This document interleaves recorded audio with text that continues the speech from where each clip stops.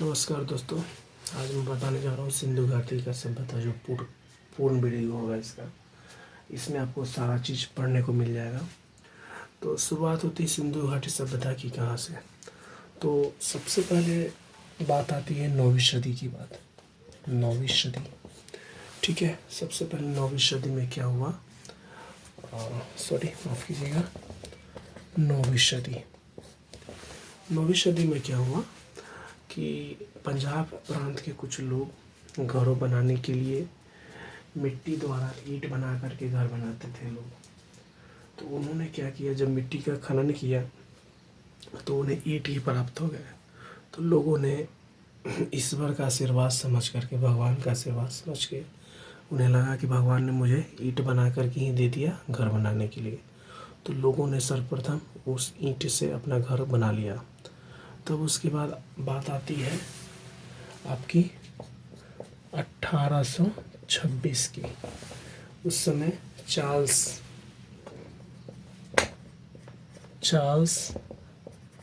मैसेन, ठीक है, चार्ल्स मैसेन की बात आती है।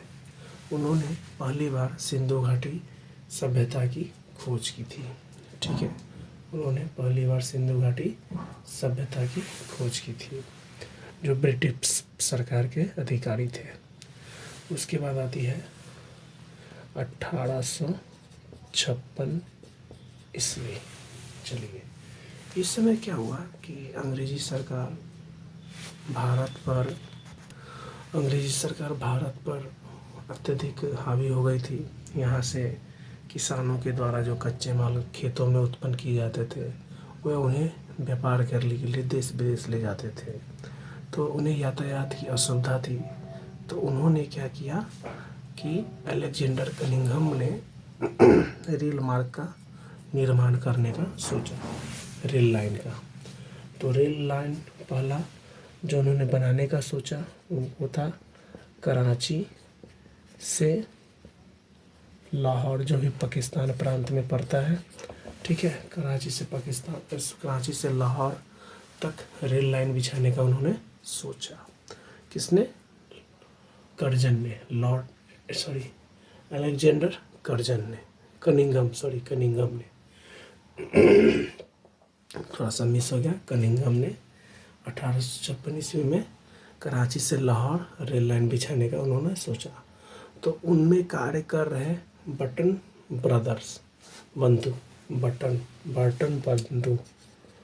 बर्टन बंधु, ठीक है। इन्होंने क्या किया कि सर्वप्रथम वो सब सिंधु घाटी सभ्यता को देखा जब खनन करने के पश्चात। तो इसी के उपरांत क्या हुआ कि 1861 में अलेक्जेंडर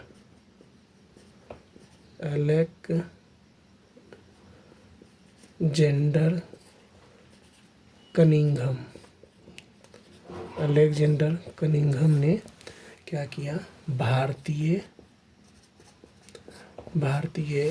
पुरातत्व विभाग की स्थापना की, ठीक है। उन्होंने 1861 में भारतीय पुरातत्व विभाग की स्थापना कर दी कि भाई अब यहाँ पर आप क्या कीजिए, धीरे धीरे आप इस चीज़ को खनन करते जाइए और इसके बारे में पता लगाइए क्या है भाई क्या। तो बात आती है 1902 की।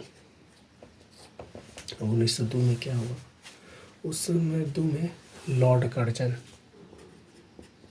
लॉर्ड, ये अपने आप को भगवान मानते थे ये लोग, इसलिए आगे लॉर्ड लगवाते थे भारतीयों से। तो लॉर्ड कर्जन ने क्या किया, जॉन मार्शल को क्या किया, भारतीय पुरातत्व विभाग का आप सुन लीजिए, उसी से आप याद कर लीजिएगा। भारतीय पुरातत्व विभाग का महानिदेशक बनाया, ठीक है। उसी के उपरांत क्या हुआ, 1921 ईस्वी में दयाराम साहनी, ठीक है, राय बहादुर दयाराम साहनी जी ने सिंधु सभ्यता का पूर्ण रूप से खोज किया, ठीक है, जिसका और पूरा श्रेय सिंधु घाटी सभ्यता का राय बहादुर दयाराम साहनी जी का जाता है। उस समय सर्वप्रथम धातु कांसा खोजा गया, ठीक है, जिस कारण से इसे कांसा युग भी कहा जाता है। उसके बाद क्या हुआ कि हड़प्पा सभ्यता का भी खोज हुआ इसी के दौरान। हड़प्पा सभ्यता का खोज किया।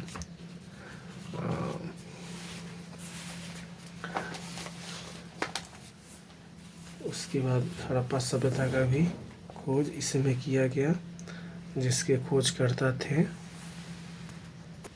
इसी के अगले वर्ष यानी कि मतलब 1921 में राखलदास बनर्जी ने सब सिंधु घाटी सभ्यता का खोज किया।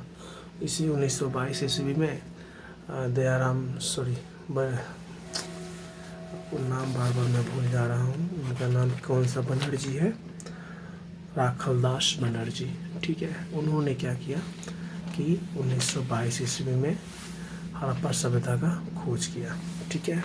सिंधु सभ्यता में 6 प्रमुख नगर हुआ करते थे, जिनके नाम हैं कालीबंगा, राखीगढ़, धौलावीरा, मोहेंजोदड़ो, गन्नबारीमाला, ठीक है। ये सब सभ्यता जो बहुत ही प्रचलित सभ्यता के रूप में जाना जाता है। मैं कुछ लिखूंगा नहीं बोर्ड पर, आप वीडियो को देखें और मैं जो बोल रहा हूँ उस चीज़ को आप सुने। चलिए अब एक चीज़ बहुत ही इम्पोर्टेंट चीज़ है वो जान लेते हैं कि लोथल तथा सुतकोटदा, ठीक है, लोथल और सुतकोटदा, ठीक है, यह बंदरगाह था सिंधु घाटी सभ्यता का, यानी कि विदेशों से व्यापार करने के लिए लोग यहाँ पर वो उन्हीं से आते थे। तो आपको एक और बात इसमें इम्पोर्टेंट चीज़ मैं बता दूँ कि लोग कहते हैं कि इतिहास में लिखित है कि वास्को डी गामा जिन्होंने भारत का खोज किया, यह एक थोड़ा सा अनकंफर्टेबल साइंस हिस्ट्री का कुछ बात लगता है कि आप जान सकते हैं कि लोथल और सुतकोटदा में जो 2400 से 1700 इसका सिंधु घाटी का समय काल है आपका 2400 से 1700, यानी कि उल्टी गिनती से समय अनुसार ये चला। 2400 से 1700 समय तक पहले लोग विदेशों से हम लोग के यहाँ व्यापार करने के लिए आते थे। तो ये खोज कब हुआ? भारत तो अपने ही जगह पर है, तो इनका खोज कब हुआ? ये झूठ मूठ का एक हिस्ट्री बना दिया कि वास्को डी गामा जो प्रथम पुर्तगाली थे जो भारत का खोज किए। आप समझ सकते हैं इस वीडियो के माध्यम से कि लोथल और सुतकोटदा में विदेशों से लोग व्यापार करने के लिए भारत में आते थे। उसके बाद इस सभ्यता में 6 प्रमुख नगर हुए जो मोहेंजोदड़ो, हड़प्पा, गन्नबारीमाला, धौलावीरा, राखीगढ़, कालीबंगन, ठीक है, ये सब चीज़ हुए, जिसमें यह सिंधु नदी के किनारे बसा हुआ क्षेत्र था, इसलिए सिंधु घाटी सभ्यता इन्हें कहा गया, ठीक है। मोहेंजोदड़ो में विशाल एक अन्नागार मिला जो बहुत ही ऊंची इमारतों का था, ठीक है। इसमें बड़े बड़ी इमारत में फलों का स्टोर करके रखा गया था, ठीक है, और इसी से वहाँ के लोगों का जीवन का निर्वाह चलता था, ठीक है। और यहाँ पर स्नानागार भी प्राप्त हुआ, बड़ी बात मतलब बड़े लंबे चौड़े स्नानागार जिसकी लंबाई 11.88 मीटर और चौड़ाई 7.01 मीटर और गहराई 2.4 मीटर था, ठीक है। अग्निकुंड लोथल एवं कालीबंगा से प्राप्त हुआ, ठीक है। अग्निकुंड यानी कि अग्नि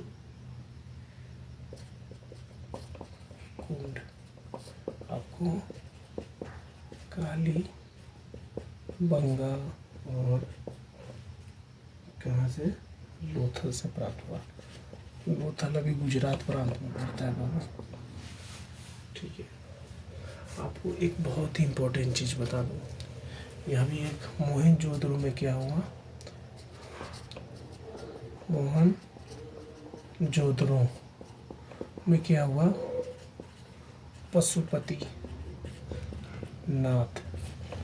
पशुपतिनाथ इट मीन्स भगवान महादेव, जो देवों के देव महादेव हैं, उनकी मूर्ति प्राप्त हुई।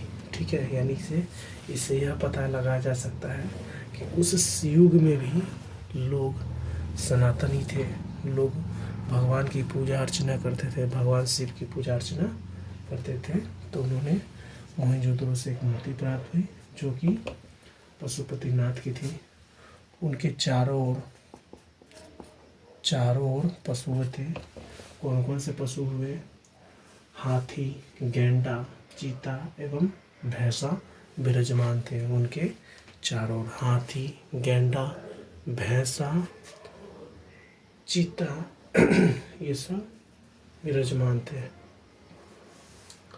तो अब आते हैं हम लोग, मोहनजोदड़ो में एक कांसे की नर्तकी यानी नाच करती हुई मूर्ति भी मिली। ठीक है, इन सभी चीज़ों को आप ध्यानपूर्वक सुने और नोट बना सकते हैं। आप ज़्यादा चीज़ लिखने की कोई ज़रूरत नहीं है, ध्यानपूर्वक सुनेंगे तो सभी चीज़ों को आसानी से समझ पाएंगे। फिर उसके बाद क्या हुआ, हड़प्पा की मोहरों में एक सींग वाले एक हिरन का, यानी हिरन जैसे पशु का हुआ, यानी कि वहाँ पर मोहरे चलते थे रुपए के रूप में, मोहरे। ठीक है, जिन पर से एक सींग वाला इस टाइप का कुछ एक जानवर पशु था, उसका आकृति बना था जो कि बहुत ही कीमती माना जाता था। ठीक है, उसके बाद क्या हुआ, मनकी की खोज चंद्रहोदड़ो से लोथल से मिले। ठीक है, उसके बाद देखिए आपको मैंने एक पढ़ाया था भावात्मक चित्रता, यानी कि वहाँ पर एक चित्र शैली विद्यमान थी। लोग किसी चीज़ को कहने और बोलने के लिए चित्रों का प्रयोग करते थे, तो वहाँ लोग चित्रकारी का भी एक अच्छा अनुभव लोगों को था। वहाँ की प्रमुख फसल गेहूँ और जौ थी। ठीक है, वहाँ मीठे के रूप में लोग शहद का प्रयोग करते थे। वहाँ के लोग ग्रिड पद्धति को बना करके ग्रिड पद्धतियों द्वारा घर बनाते थे। ठीक है, सिंधु घाटी सभ्यता एक नगरीय सभ्यता के रूप से भी जानी जाती थी। वहाँ के घरों के दरवाजे अंदर की ओर खुलते थे, बाहर की ओर ना खुलते थे। ठीक है, और उनमें नालों का एक अच्छा खासा जाल बिछा हुआ था कि उनके पानी जा कर के नगर से बाहर निकल जाते थे नालों में सभी के। तो ये एक डेवलपमेंट समझो कि यह समझा जाएगा कि यह एक सभ्यता था। ठीक है, कालीबंगा से चावल के साक्ष्य प्राप्त हुए थे सर्वप्रथम। ठीक है, घोड़े के अस्थिर पंजर का कालीबंगा, सेंध वाली से और सुत कोड़दा से प्राप्त हुआ घोड़े के अस्थि पंजर का। ठीक है, और तौल का तौल यानी कि माप तौल का जो प्रणाली होता है वह इकाई प्राप्त हुआ 16 के अनुपात में। ठीक है, 16 के अनुपात वाला माप तौल का प्राप्त हुआ आपका। उसके बाद सिंधु घाटी सभ्यता को शैवध सभ्यता भी कहा जाता है। यहाँ पर मशहूर मेसोपोटामिया के लोग भी आते थे और उनके भी शब्दावली वहाँ पर कुछ पाए गए। लोग वाहनों के रूप में भैंस गाड़ी, बैलगाड़ी वाले दो पहिए और 4 भैंस और 4 बैलगाड़ी जैसे चीज़ों का उन्होंने उपयोग करते थे। हड़प्पा सभ्यता एक संस्कृति शासन काल बहुत ही उत्कृष्ट और अच्छा माना गया। चलिए अब हम कुछ चीज़ों को जान लेते हैं थोड़े तेज़ी में। इन चीज़ों को हम जानेंगे कि किस सभ्यता का खोज किसने किया, कब किया, और उसके बाद यह किस नदी के किनारे है और वर्तमान स्थिति में यह है क्या। इन चीज़ों को अब हम लोग तेज़ी में समझ लेते हैं। चलिए सिंधु घाटी में पाए जाने वाले नगरों के नाम जान लेते हैं। वो किस नदी के किनारे बसे हुए हैं, उनके खोजकर्ता क्या है, वर्तमान समय में वो अभी कहाँ पे है। तो इसमें सबसे पहला नाम आता है हड़प्पा, जो रावी नदी के तट पर बसा हुआ है। इनके खोजकर्ता का नाम है राय बहादुर दयाराम साहनी।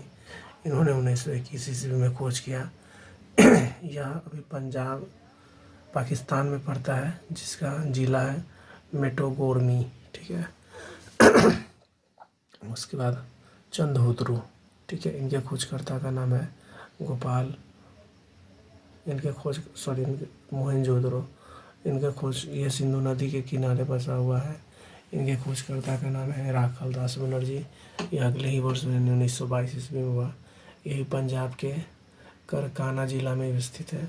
उसके बाद है चंद्रहोत्रू, जो जिनके खोजकर्ता ये भी सिंधु नदी के किनारे बसा हुआ है। इनके खोजकर्ता का नाम है गोपाल मजूमदार। यह 1931 ईस्वी में उन्होंने सिंधु चंद्रहोत्रू का खोज किया। यह सिंध प्रांत यानी पाकिस्तान के सिंध प्रांत में अवस्थित है। उसके बाद आता है आपका कालीबंगा, जो घगर नदी के किनारे बसा हुआ है। इनके खोजकर्ता का नाम है बीवी लाल और बीके थापर। यह 1953 में इसको खोजा गया। यह वर्तमान समय में यह भी राजस्थान हनुमान जिला में अवस्थित है। उसके बाद है कोटदीज, यह भी सिंधु घाटी की सभ्यता का है। इसके खोजकर्ता का नाम है फजल अहमद, ठीक है। यह 1953 ईस्वी में खोजा गया, ठीक है। यह भी पाकिस्तान के सिंध प्रांत में भी अभी स्थित है। उसके बाद है आपका रंगपुर, ठीक है। यह अभी मादर नदी के किनारे बसा हुआ है। इनके खोजकर्ता का नाम है रंगनाथ राव, ठीक है। यह 1953 से 1924 ईस्वी में खोजा गया। यह अभी वर्तमान समय में गुजरात के कठियावाड़ जिला में अवस्थित है। उसके बाद आती है बात रोपर। यह भी सतलज नदी पर बसा हुआ है। इनके खोजकर्ता का नाम है याज्ञदत्त शर्मा। यह 1953 से लेकर के 1956 तक इन्होंने खोजा। यह वर्तमान समय में पंजाब के रोपर में अवस्थित है। उसके बाद आती है बात लोथल, जो भोगवा नदी के किनारे बसा हुआ है। इनके खोजकर्ता का नाम है रंगनाथ राव। यह आपको क्या कहते हैं कि 1955 से 1962 के बीच में खोजा गया। यह अभी वर्तमान समय गुजरात के अहमदाबाद नगर में अवस्थित है। उसके बाद आता है आपका आलमगीरपुर, ठीक है, जो हिंडन नदी पर बसा हुआ है। इनके भी खोजकर्ता का नाम याज्ञदत्त शर्मा है।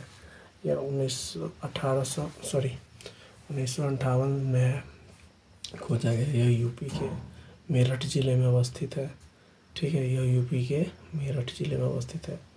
उसके बाद है आपका सुतकोड़दा, ठीक है। यह दासक नदी के किनारे बसा हुआ है, ठीक है। इनके खोजकर्ता का नाम है ऑरिस्टाइल और जॉर्ज टेल्टन। यह 1927 से 1962 के बीच में खोजा गया। यह भी पाकिस्तान में अवस्थित है। उसके बाद है बनमाली, जो रंगोई नदी के किनारे बसा हुआ है। इनके खोजकर्ता है रविंद्र सिंह बिष्ट। यह 1974 से लेकर के उन्होंने खोजा और यह भी हरियाणा के हिसपुर जिला में अवस्थित है। अब आती है बात धौलावीरा की, ठीक है। यह किसी नदी के किनारे नहीं है। इनके खोजकर्ता का नाम है रविंद्र सिंह बिष्ट और यह 1990 से लेकर 1991 ईस्वी में गुजरात के कच्छ जिले में उन्होंने इसकी खोज की है। वर्तमान समय में यह गुजरात के कच्छ जिले में अवस्थित है। इसी प्रकार आपको बता दें कि सिंधु घाटी का जो भी मुख्य चीज़ था मैंने सब कवर कर दिया है।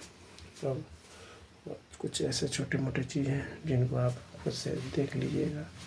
अब इसके बाद हम अगले पड़ाव पर चलेंगे। इस वीडियो को अच्छा लगे तो लाइक और शेयर ज़रूर करें।